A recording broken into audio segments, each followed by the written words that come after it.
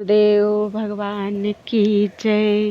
प्यारे कृष्ण कन्हैया लाल की जय। श्रीमद् भागवत महापुराण एकादश स्कंध चल रहा है और आज है 19वां अध्याय। भक्ति, ज्ञान और यम नियम आदि साधनों का वर्णन। भगवान श्री कृष्ण कहते हैं, उद्धव जी, जिसने उपनिषद आदि शास्त्रों के श्रवण, मनन और निधिध्यासन के द्वारा आत्म साक्षात्कार कर लिया है, जो श्रोत्रिय एवं ब्रह्मनिष्ठ है, जिसका निश्चय केवल युक्तियों और अनुमानों पर ही निर्भर नहीं करता, दूसरे शब्दों में जो केवल परोक्ष ज्ञानी नहीं है, वह यह जानकर कि संपूर्ण द्वैत प्रपंच और इसकी निवृत्ति का साधन वृत्ति ज्ञान माया मात्र है, उन्हें मुझ में लीन कर दे। वे दोनों ही मुझ आत्मा में अध्यस्थ हैं, ऐसा जान ले। ज्ञानी पुरुष का अभीष्ट पदार्थ मैं ही हूँ। उसके साधन, साध्य, स्वर्ग और अपवर्ग भी मैं ही हूँ। मेरे अतिरिक्त और किसी भी पदार्थ से वह प्रेम नहीं करता। जो ज्ञान और विज्ञान से संपन्न सिद्ध पुरुष है, वे ही मेरे वास्तविक स्वरूप को जानते हैं। इसीलिए ज्ञानी पुरुष मुझे सबसे प्रिय हैं।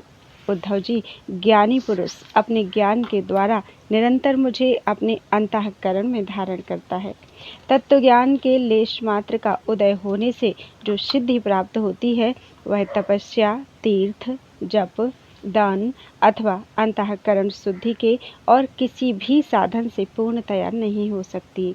इसलिए मेरे प्यारे उद्धव, तुम ज्ञान के सहित अपने आत्म स्वरूप को जान लो और फिर ज्ञान विज्ञान से संपन्न होकर भक्ति भाव से मेरा भजन करो।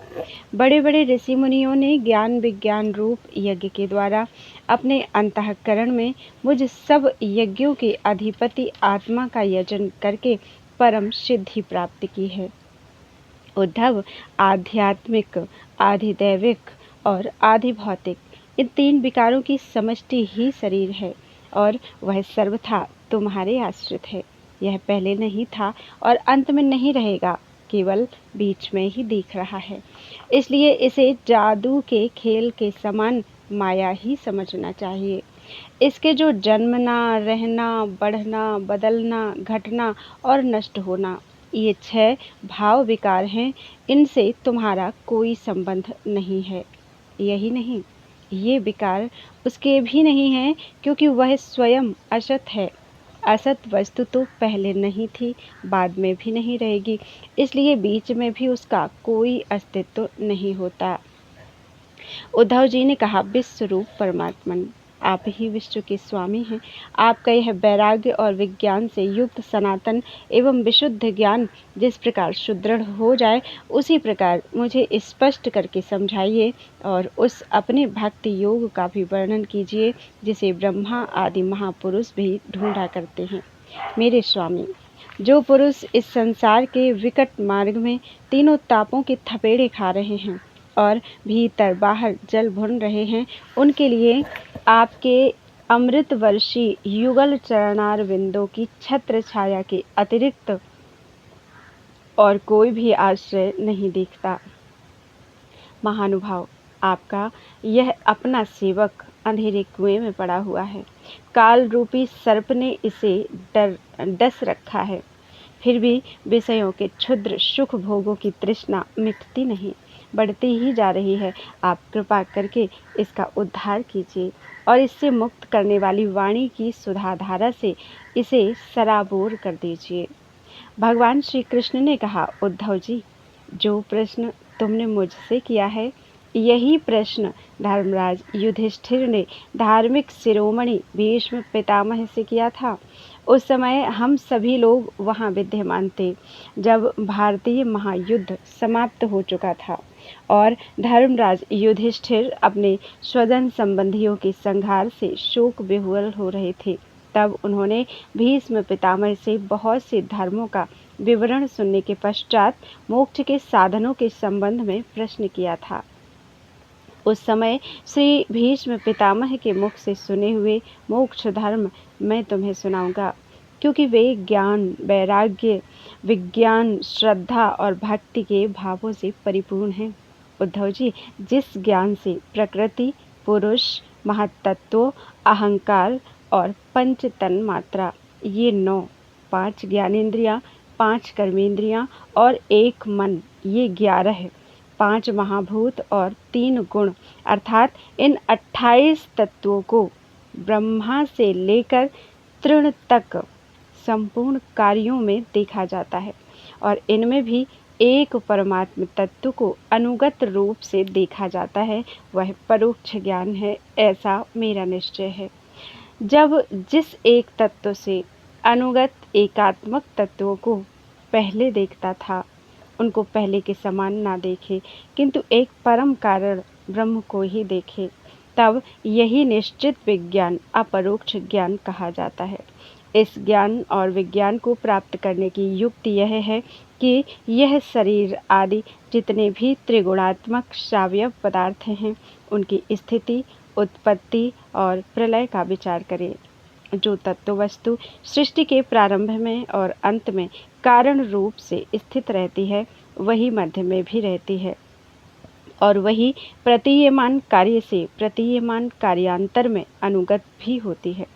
फिर उन कार्यों का प्रलय अथवा बाध होने पर उसके साक्षी एवं अधिष्ठान रूप से शेष रह जाती है, वही सत्य परमार्थ वस्तु है, ऐसा समझे। श्रुति प्रत्यक्ष ऐतिह्य अर्थात महापुरुषों में प्रसिद्ध और अनुमान अर्थात प्रमाणों में यह 4 मुख्य हैं। इनकी कसौटी पर कसने से दृश्य प्रपंच अस्थिर, नश्वर एवं विकारी होने के कारण सत्य सिद्ध नहीं होता। इसलिए विवेकी पुरुष इस विविध कल्पना रूप अथवा शब्द मात्र प्रपंच से विरक्त हो जाता है। विवेकी पुरुष को चाहिए कि वह स्वर्ग आदि फल देने वाले यज्ञादि कर्मों के परिणामी नश्वर होने के कारण ब्रह्मलोक पर्यंत स्वर्ग आदि सुख अदृष्ट को भी इस प्रत्यक्ष विषय सुख के समान ही अमंगल, दुखदायी एवं नाशवान समझे। निष्पाप उद्धव जी, भक्ति योग का वर्णन मैं तुम्हें पहले ही सुना चुका हूँ, परंतु उसमें तुम्हारी बहुत प्रीति है, इसलिए मैं तुम्हें फिर से भक्ति प्राप्त होने का श्रेष्ठ साधन बतलाता हूँ। जो मेरी भक्ति प्राप्त करना चाहता हो, वह मेरी अमृतमयी कथा में श्रद्धा रखे, निरंतर मेरे गुण, लीला और नामों का संकीर्तन करे, मेरी पूजा में अत्यंत निष्ठा रखे और स्तोत्रों के द्वारा मेरी स्तुति करे, मेरी सेवा पूजा में प्रेम रखे और सामने साष्टांग लौटकर प्रणाम करे, मेरे भक्तों की पूजा मेरी पूजा से बढ़कर करे और समस्त प्राणियों में मुझे ही देखे, अपने एक एक अंग की चेष्टा मेरे लिए ही करे, केवल मेरे लिए ही करे, वाणी से मेरे ही गुणों का गान करे और अपना मन भी मुझे ही अर्पित कर दे तथा सारी कामनाएं छोड़ दे, मेरे लिए धन, भोग और प्राप्त सुख का भी परित्याग कर दे, और जो कुछ यज्ञ, दान, हवन, जप, व्रत और तप किया जाए, वह सब मेरे लिए ही करे। उद्धव जी, जो मनुष्य इन धर्मों का पालन करते हैं और मेरे प्रति आत्मनिवेदन कर देते हैं, उनके हृदय में मेरी प्रेममयी भक्ति का उदय होता है, और जिसे मेरी भक्ति प्राप्त हो गई, उसके लिए और किस दूसरी वस्तु का प्राप्त होना शेष रह जाता है। इस प्रकार के धर्मों का पालन करने से चित्त में जब सत्व गुण की वृद्धि होती है और वह शांत होकर आत्मा में लग जाता है, उस समय साधक को धर्म, ज्ञान, वैराग्य और ऐश्वर्य स्वयं ही प्राप्त हो जाते हैं। यह संसार विविध कल्पनाओं से भरपूर है। सच पूछो तो इसका नाम तो है, किंतु कोई वस्तु नहीं है। जब चित्त इसमें लगा दिया जाता है, तब इंद्रियों के साथ साथ इधर उधर भटकने लगता है। इस प्रकार चित्त में रजोगुण की बाढ़ आ जाती है। वह असत वस्तु में लग जाता है और उसके धर्म, ज्ञान आदि तो लुप्त हो ही जाते हैं। वह अधर्म, अज्ञान और मोह का भी घर बन जाता है। उद्धव, जिससे मेरी भक्ति हो वही धर्म है, जिससे ब्रह्म और आत्मा की एकता का साक्षात्कार हो, वही ज्ञान है। विषयों से असंग निर्लेप रहना ही वैराग्य है और अणिमादि सिद्धियां ही ऐश्वर्य है। उद्धव जी ने कहा, रिपुसूदन, यम और नियम कितने प्रकार के हैं? श्री कृष्ण, सम क्या है, दम क्या है, प्रभु तितिक्षा और धैर्य क्या है? आप मुझे दान, तपस्या, शूरता, सत्य और ऋत का भी स्वरूप बतलाइए। त्याग क्या है? अभीष्ट धन कौन सा है? यज्ञ किसे कहते हैं? और दक्षिणा क्या वस्तु है? श्रीमान केशव, पुरुष का सच्चा बल क्या है? भग किसे कहते हैं? और लाभ वस्तु क्या है? उत्तम विद्या, लज्जा, श्री, सुख और दुख क्या है? पंडित और मूर्ख के लक्षण क्या हैं? सुमार्ग और कुमार्ग का क्या लक्षण है? स्वर्ग और नरक क्या है? भाई बंधु किसे मानना चाहिए? और घर क्या है? धनवान और निर्धन किसे कहते हैं? कृपण कौन है और ईश्वर किसे कहते हैं? भक्त वत्सल प्रभु, आप मेरे इन प्रश्नों का उत्तर दीजिए और साथ ही इनके विरोधी भावों की भी व्याख्या कीजिए। भगवान श्री कृष्ण ने कहा, यम 12 हैं। अहिंसा, सत्य, अस्तेय अर्थात चोरी न करना, असंगता, लज्जा, असंचय अर्थात आवश्यकता से अधिक धन आदि न जोड़ना, आस्तिकता, ब्रह्मचर्य, मौन, स्थिरता, क्षमा और अभय। नियमों की संख्या भी 12 ही है। शौच अर्थात बाहरी पवित्रता और भीतरी पवित्रता, जप, तप, हवन, श्रद्धा, अतिथि सेवा, मेरी पूजा, तीर्थ यात्रा, परोपकार की चेष्टा, संतोष और गुरु सेवा। इस प्रकार यम और नियम दोनों की संख्या 12 है। ये सकाम और निष्काम दोनों प्रकार के साधकों के लिए उपयोगी है। उद्धव जी, जो पुरुष इनका पालन करते हैं वे यम और नियम उसके इच्छा अनुसार उन्हें भोग और मोक्ष दोनों प्रदान करते हैं। बुद्धि का मुझ में लग जाना ही शम है। इंद्रियों के संयम का नाम दम है। न्याय से प्राप्त दुख के सहने का नाम तितिक्षा है। जिह्वा और जन्नेन्द्रिय पर विजय प्राप्त करना धैर्य है। किसी से द्रोह ना करना, सबको अभय दान देना दान है। कामनाओं का त्याग करना ही तप है। अपनी वासनाओं पर विजय प्राप्त करना ही सूरता है। सर्वत्र सम स्वरूप सत्य स्वरूप परमात्मा का दर्शन ही सत्य है। इसी प्रकार सत्य और मधुर भाषण को ही महात्माओं ने ऋत कहा है। कर्मों में आसक्त न होना ही शौच है। कामनाओं का त्याग ही सच्चा संन्यास है। धर्म ही मनुष्यों का अभीष्ट धन है। मैं परमेश्वर ही यज्ञ हूँ। ज्ञान का उपदेश देना ही दक्षिणा है। प्राणायाम ही श्रेष्ठ बल है। मेरा ऐश्वर्य ही भग है। मेरी श्रेष्ठ भक्ति ही उत्तम लाभ है। सच्ची विद्या वही है जिससे ब्रह्म और आत्मा का भेद मिट जाता है।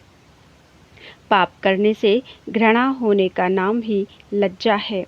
निरपेक्षता आदि गुण ही शरीर का सच्चा सौंदर्य है। श्री है।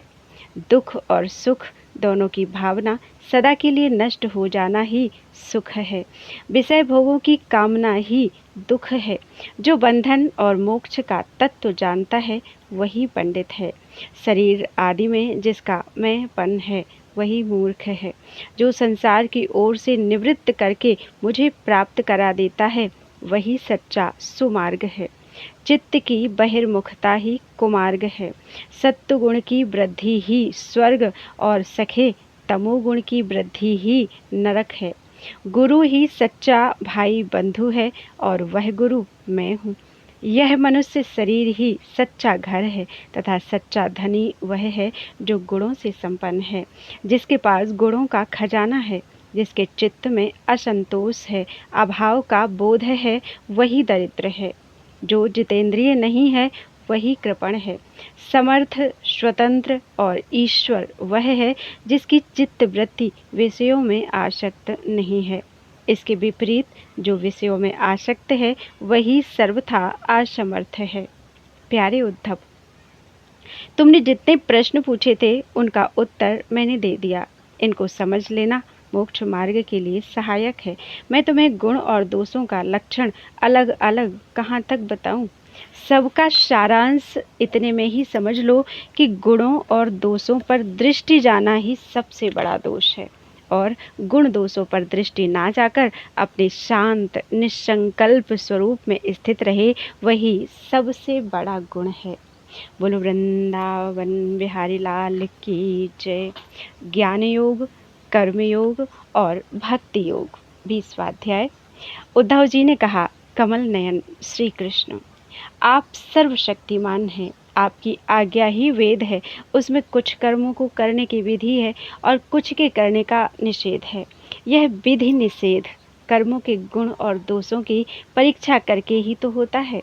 वर्णाश्रम भेद, प्रतिलोम और अनुलोम रूप वर्ण संकर, कर्मों के उपयुक्त और अनुपयुक्त, द्रव्य, देश, आयु और काल तथा स्वर्ग और नरक के भेदों का बोध भी वेदों से ही होता है। इसमें संदेह नहीं कि आपकी वाणी ही वेद है, परंतु उसमें विधि निषेध ही तो भरा पड़ा है।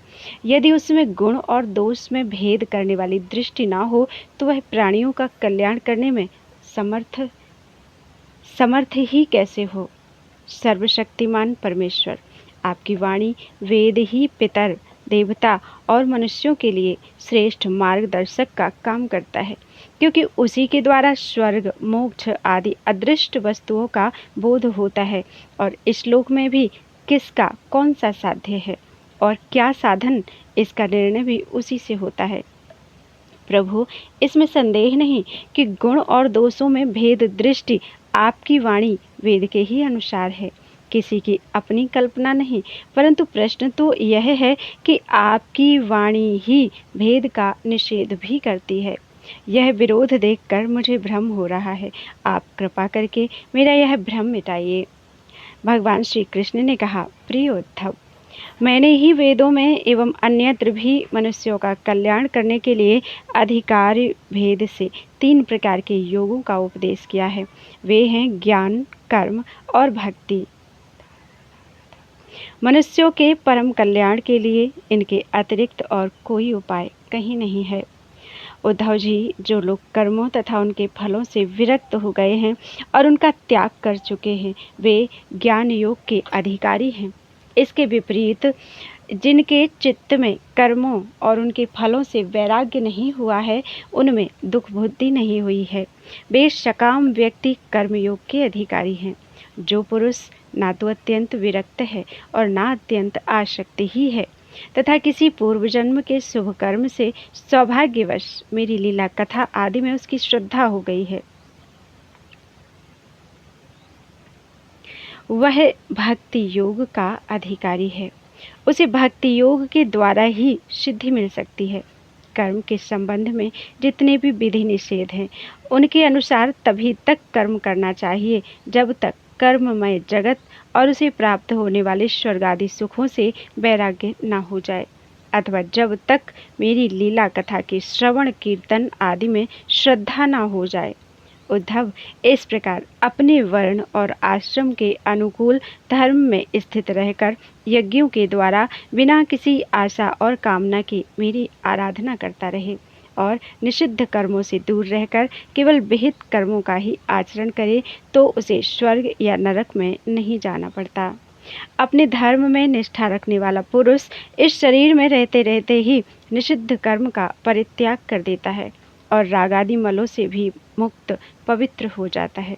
इसी से अनायास ही उसे आत्म साक्षात्कार रूप विशुद्ध तत्व ज्ञान अथवा द्रुत चित्त होने पर मेरी भक्ति प्राप्त होती है। यह विधि निषेध रूप कर्म का अधिकारी मनुष्य शरीर बहुत ही दुर्लभ है। स्वर्ग और नरक दोनों ही लोकों में रहने वाले जीव इसकी अभिलाषा करते रहते हैं, क्योंकि इसी शरीर में अंतःकरण की शुद्धि होने पर ज्ञान अथवा भक्ति की प्राप्ति हो सकती है। स्वर्ग अथवा नरक का भोग प्रधान शरीर किसी भी साधन के उपयुक्त नहीं है। बुद्धिमान पुरुष को ना तो स्वर्ग की अभिलाषा करनी चाहिए और ना नरक की ही, और तो क्या, इस मनुष्य शरीर की भी कामना नहीं करनी चाहिए। क्योंकि किसी भी शरीर में गुण बुद्धि और अभिमान हो जाने से अपने वास्तविक स्वरूप की प्राप्ति के साधन में प्रमाद होने लगता है। यद्यपि यह मनुष्य शरीर है तो मृत्युग्रस्त ही, परंतु इसके द्वारा परमार्थ की सत्य वस्तु की प्राप्ति हो सकती है। बुद्धिमान पुरुष को चाहिए कि यह बात जानकर मृत्यु होने के पूर्व ही सावधान होकर ऐसी साधना कर ले जिससे वह जन्म मृत्यु के चक्कर से सदा के लिए छूट जाए, मुक्त हो जाए। यह शरीर एक वृक्ष है, इसमें घोंसला बनाकर जीव रूप पक्षी निवास करता है। इसे यमराज के दूत प्रतिक्षण काट रहे हैं। जैसे पक्षी कटते हुए वृक्ष को छोड़कर उड़ जाता है, वैसे ही अनासक्त जीव भी इस शरीर को छोड़कर मोक्ष का भागी बन जाता है।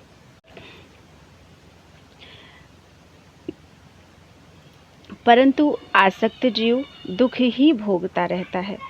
प्रिय उद्धव, ये दिन और रात क्षण क्षण में शरीर की आयु को छीण कर रहे हैं। यह जानकर जो भय से कांप उठता है, वह व्यक्ति इसमें आसक्ति छोड़कर परम तत्व का ज्ञान प्राप्त कर लेता है और फिर इसके जीवन मरण से निरपेक्ष होकर अपने आत्मा में ही शांत हो जाता है। यह मनुष्य शरीर समस्त शुभ फलों की प्राप्ति का मूल है और अत्यंत दुर्लभ होने पर भी अनायास सुलभ हो गया है। इस संसार सागर से पार जाने के लिए यह एक सुदृढ़ नौका है।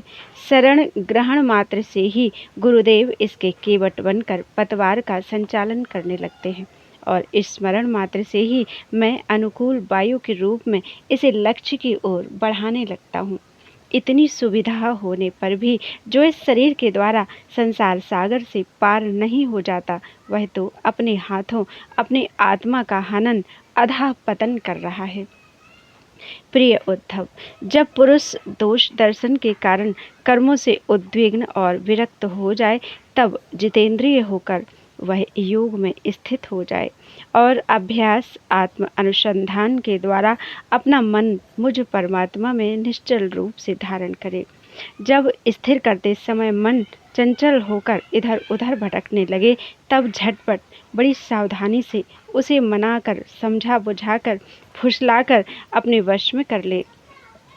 इंद्रियों और प्राणों को अपने वश में रखे और मन को एक क्षण के लिए भी स्वतंत्र ना छोड़े।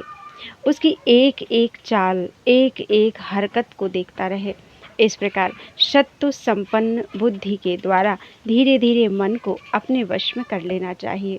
जैसे सवार घोड़े को अपने वश में करते समय उसे अपने मनोभाव की पहचान कराना चाहता है, अपनी इच्छा के अनुसार उसे चलाना चाहता है और बार बार फुसलाकर उसे अपने वश में कर लेता है, वैसे ही मन को फुसलाकर उसे मीठी मीठी बातें सुनाकर वश में कर लेना भी परम योग है।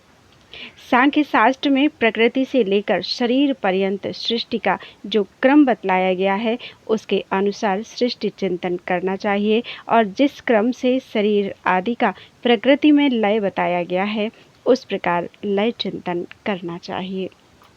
यह क्रम तब तक जारी रखना चाहिए जब तक मन शांत स्थिर न हो जाए।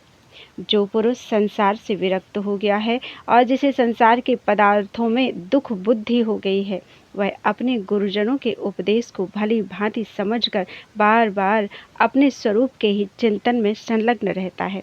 इस अभ्यास से बहुत शीघ्र ही उसका मन अपनी वह चंचलता जो अनात्मा शरीर आदि में आत्मबुद्धि करने से हुई है, छोड़ देता है। यम, नियम, आसन, प्राणायाम, प्रत्याहार, धारणा, ध्यान, समाधि आदि योग मार्गों से वस्तु तत्व का निरीक्षण परीक्षण करने वाली आत्मविद्या से तथा मेरी प्रतिमा की उपासना से अर्थात कर्मयोग, ज्ञान योग और भक्ति योग से मन परमात्मा का चिंतन करने लगता है और कोई उपाय नहीं है। उद्धव जी, वैसे तो योगी कभी कोई निंदित कर्म करता ही नहीं, परंतु यदि कभी उससे प्रमादवश कोई अपराध बन जाए तो योग के द्वारा ही उस पाप को जला डाले। कृच्छ, चांद्रायण आदि दूसरे प्रायश्चित कभी ना करे।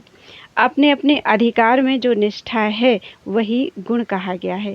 इस गुण दोष और विधि निषेध के विधान से यही तात्पर्य निकलता है कि किसी प्रकार विषयासक्ति का परित्याग हो जाए, क्योंकि कर्म तो जन्म से ही अशुद्ध है, अनर्थ के मूल हैं।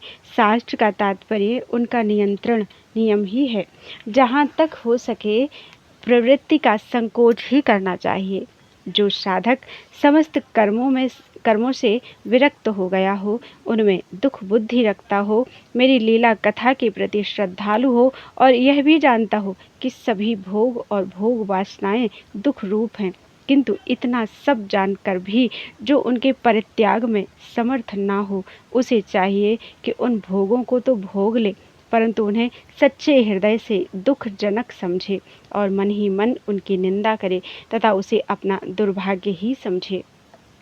साथ ही इस दुविधा की स्थिति से छुटकारा पाने के लिए श्रद्धा, दृढ़ निश्चय और प्रेम से मेरा भजन करे।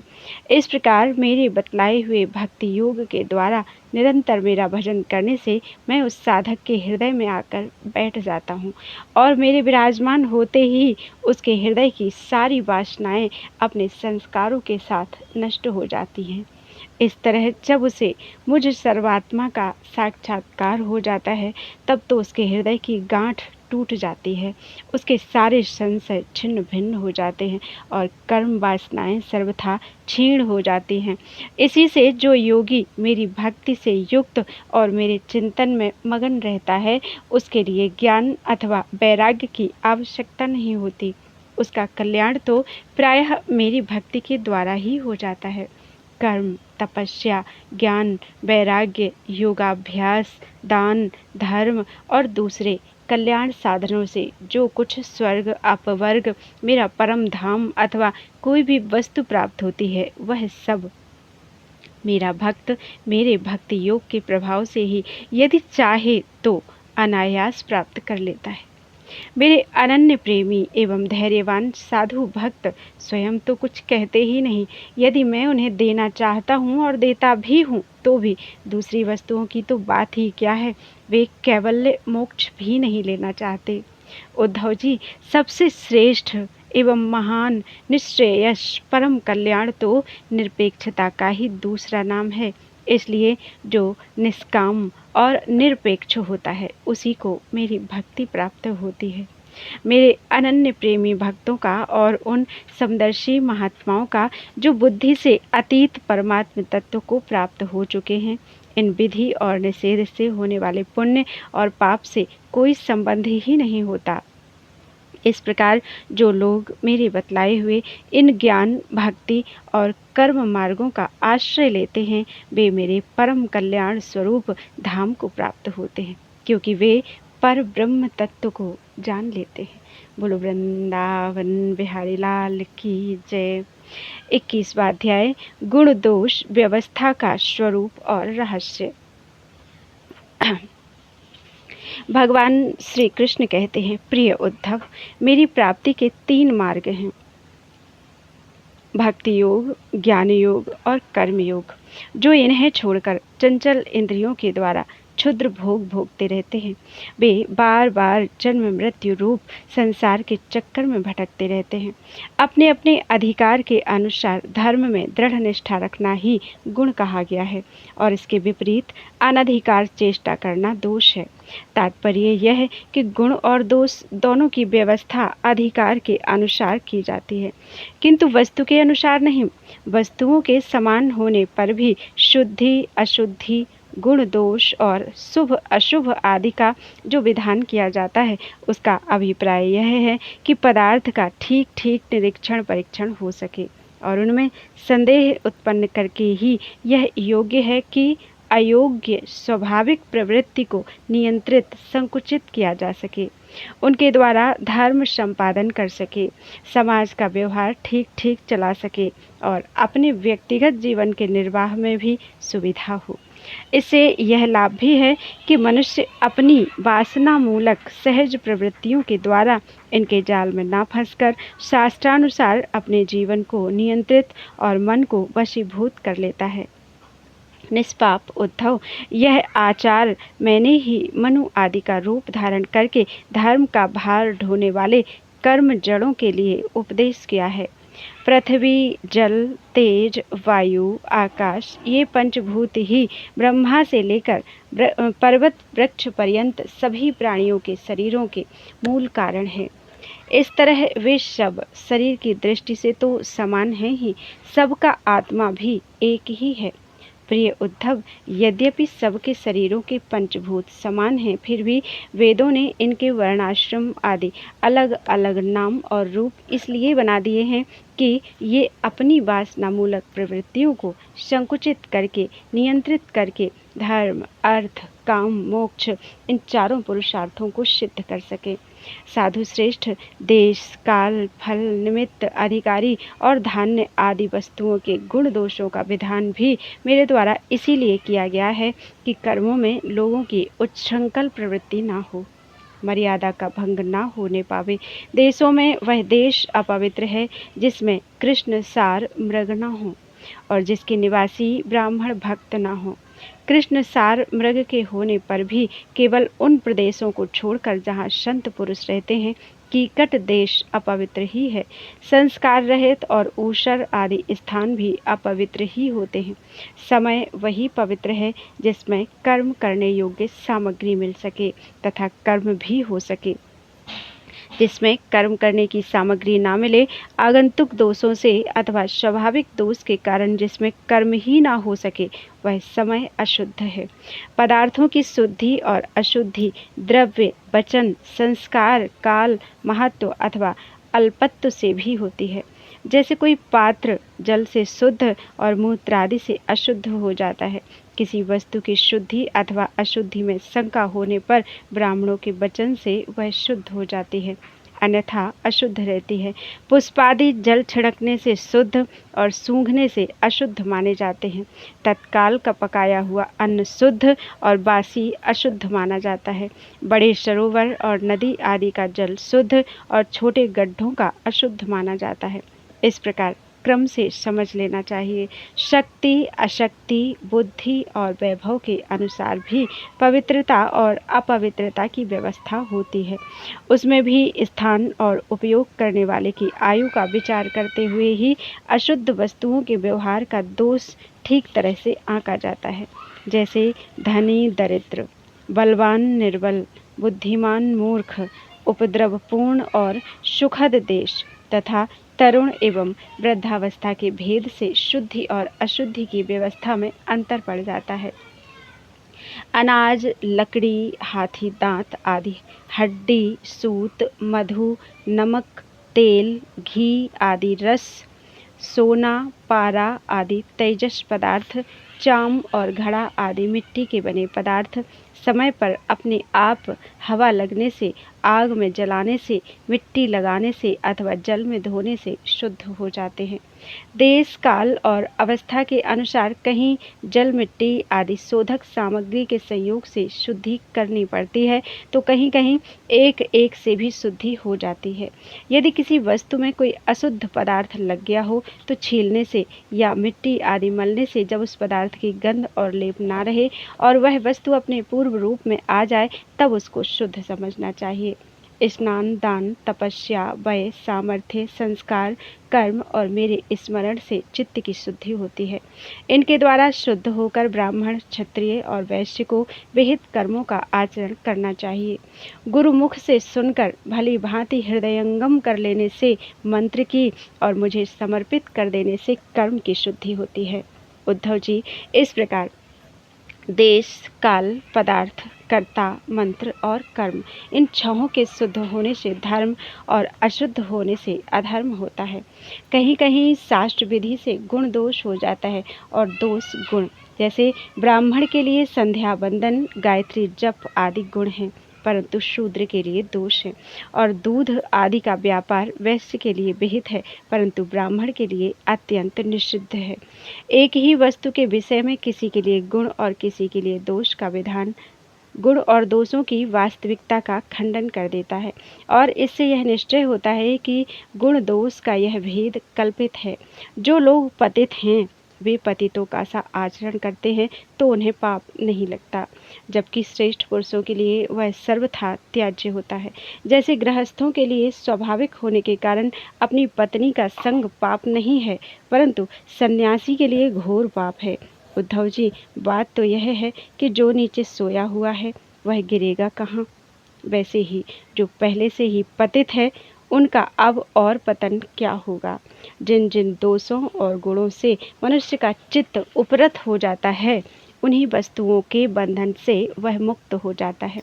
मनुष्यों के लिए यह निवृत्ति रूप धर्म ही परम कल्याण का साधन है, क्योंकि यही शोक, मोह और भय को मिटाने वाला है।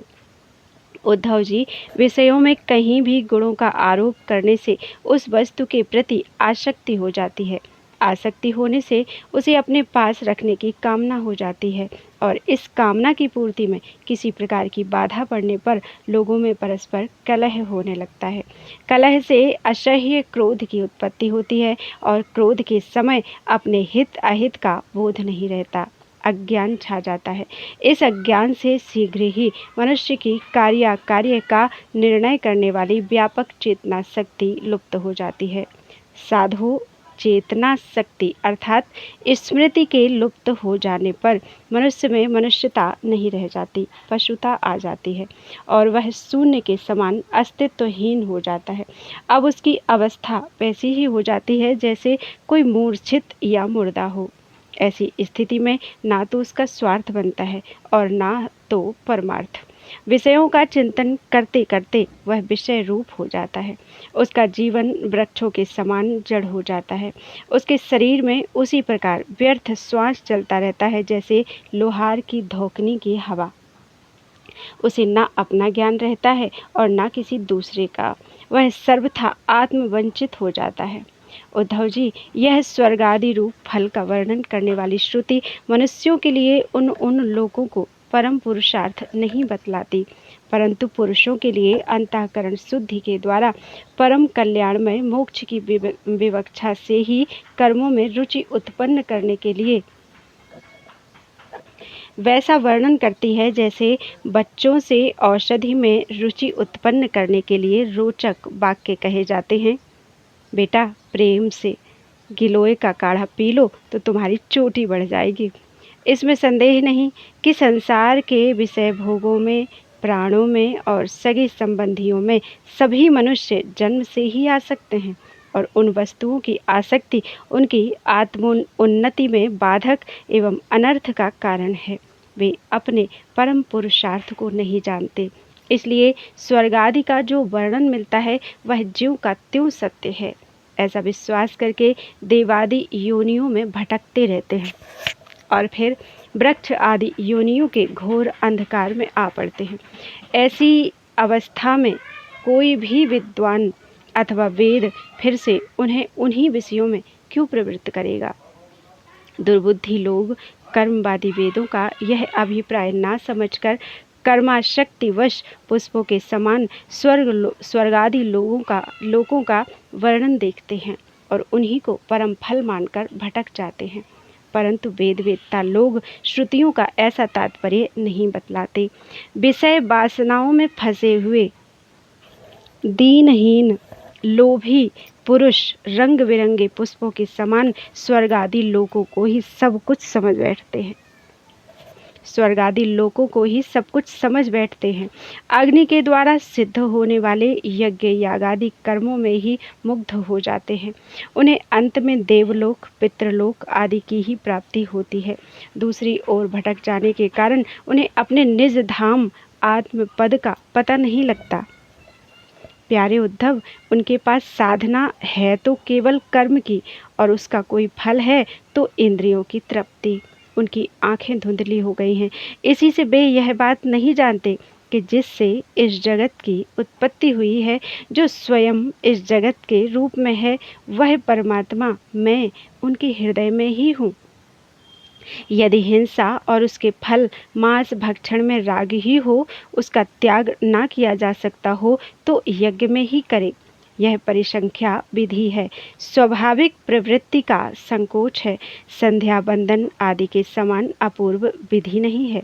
इस प्रकार मेरे परोक्ष अभिप्राय को न जानकर विषय लोलुप पुरुष हिंसा का खिलवाड़ खेलते हैं और दुष्टतावश अपनी इंद्रियों की तृप्ति के लिए वध किए हुए पशुओं के मांस से यज्ञ करके देवता, पितर तथा भूपतियों के यजन का ढोंग करते हैं। उद्धव जी, स्वर्गादि परलोक स्वप्न के दृश्यों के समान है। वास्तव में वे असत हैं, केवल उनकी बातें सुनने में बहुत मीठी लगती हैं। सकाम पुरुष वहाँ के भोगों के लिए मन ही मन अनेकों प्रकार के संकल्प कर लेते हैं और जैसे व्यापारी अधिक लाभ की आशा से मूलधन को भी खो बैठता है, वैसे ही वे सकाम यज्ञों द्वारा अपने धन का नाश करते हैं। वे स्वयं रजोगुण, सत्वगुण या तमोगुण में स्थित रहते हैं और रजोगुणी, सत्वगुणी अथवा तमोगुणी इंद्रादि देवताओं की उपासना करते हैं। वे उन्हीं सामग्रियों से, उतने ही परिश्रम से मेरी पूजा नहीं करते। वे जब इस प्रकार की पुष्पिता वाणी, रंग बिरंगी मीठी मीठी बातें सुनते हैं कि हम लोग इस लोक में यज्ञों के द्वारा देवताओं का यजन करके स्वर्ग में जाएंगे और वहाँ दिव्य आनंद भोगेंगे, उसके बाद जब फिर हमारा जन्म होगा तब हम बड़े कुलीन परिवार में पैदा होंगे, हमारे बड़े बड़े महल होंगे और हमारा कुटुंब बहुत सुखी और बहुत बड़ा होगा। तब उनका चित्त क्षुब्ध हो जाता है और उन हेकड़ी जताने वाले घमंडियों को मेरे संबंध की बातचीत भी नहीं अच्छी लगती। उद्धव जी, वेदों में 3 कांड हैं, कर्म, उपासना और ज्ञान। इन तीनों कांडों के द्वारा प्रतिपादित विषय हैं ब्रह्म और आत्मा की एकता। सभी मंत्र और मंत्र दृष्टा ऋषि इस विषय को खोल कर नहीं, गुप्त भाव से बतलाते हैं और मुझे भी इस बात को गुप्त रूप से कहना ही अभीष्ट है, क्योंकि सब लोग इसके अधिकारी नहीं हैं। अंतःकरण शुद्ध होने पर ही यह बात समझ में आती है। वेदों का नाम है शब्द ब्रह्म, वे मेरी मूर्ति हैं, इसी से उनका रहस्य समझना अत्यंत कठिन है। वह शब्द ब्रह्म परा, पश्यंती और मध्यमा वाणी के रूप में प्राण, मन और इंद्रियमय है। समुद्र के समान सीमा रहित और गहरा है। उसकी थाह लगाना अत्यंत कठिन है। इसी से जैमिनी आदि बड़े बड़े विद्वान भी उसके तात्पर्य का ठीक ठीक निर्णय नहीं कर पाते। उद्धव, मैं अनंत शक्ति संपन्न एवं स्वयं अनंत ब्रह्म हूँ। मैंने ही वेद वाणी का विस्तार किया है। जैसे एक कमल नाल में पतला सा सूत होता है, वैसे ही वह वेद वाणी प्राणियों के अंतःकरण में अनाहत नाद के रूप में प्रकट होती है। भगवान हिरण्यगर्भ स्वयं वेद मूर्ति एवं अमृतमय हैं। उनकी उपाधि है प्राण और स्वयं अनाहत शब्द के द्वारा ही उनकी अभिव्यक्ति हुई है। जैसे मकड़ी अपने हृदय से मुख द्वारा जाला उगलती और फिर निकल लेती है, वैसे ही वे स्पर्श आदि वर्णों का संकल्प करने वाले मन रूप निमित्त कारण के द्वारा हृदयाकाश से अनंत अपार अनेकों मार्गों वाली बैखरी रूप वेदवाणी को स्वयं ही प्रकट करते हैं और फिर उसे अपने में लीन कर लेते हैं। वह वाणी हृदगत सूक्ष्म ओमकार के द्वारा अभिव्यक्त स्पर्श का से लेकर माँ तक 25 स्वर, आ से औ तक 9, ऊष्मा, सा श शाहा और अंतस्थ 11 लावा इन वर्णों से विभूषित है। उसमें ऐसे छंद हैं जिनमें उत्तरोत्तर 4-4 वर्ण बढ़ते जाते हैं और उनके द्वारा विचित्र भाषा के रूप में वह विस्तृत हुई है। 4-4 अधिक वर्णों वाले छंदों में से कुछ ये हैं: गायत्री, उष्णिक, अनुष्टुप, बृहति, पंक्ति, त्रिष्टुप, जगति, अतिछंद, अत्यष्टि, अतिजगति और विराट। वह वेदवाणी कर्म कांड में क्या विधान करती है, उपासना कांड में किन देवताओं का वर्णन करती है और ज्ञान कांड में किन प्रतीतियों का अनुवाद करके उनमें अनेकों प्रकार के विकल्प करती है, इन बातों को, इस संबंध में श्रुति के रहस्य को मेरे अतिरिक्त और कोई नहीं जानता। मैं तुम्हें स्पष्ट बतला देता हूँ। सभी श्रुतियाँ कर्म कांड में मेरा ही विधान करती हैं। उपासना कांड में उपास्य देवताओं के रूप में वे मेरा ही वर्णन करती हैं और ज्ञान कांड में आकाश आदि रूप से मुझ में ही अन्य वस्तुओं का आरोप करके उसका निषेध कर देती हैं। संपूर्ण श्रुतियों का बस इतना ही तात्पर्य है कि वे मेरा आश्रय लेकर मुझ में भेद का आरोप करती हैं, माया मात्र कहकर उसका अनुवाद करती हैं और अंत में सबका निषेध करके मुझ में ही शांत हो जाती हैं और केवल अधिष्ठान रूप से मैं ही शेष रह जाता हूँ। बोलो वृंदावन बिहारी लाल की जय।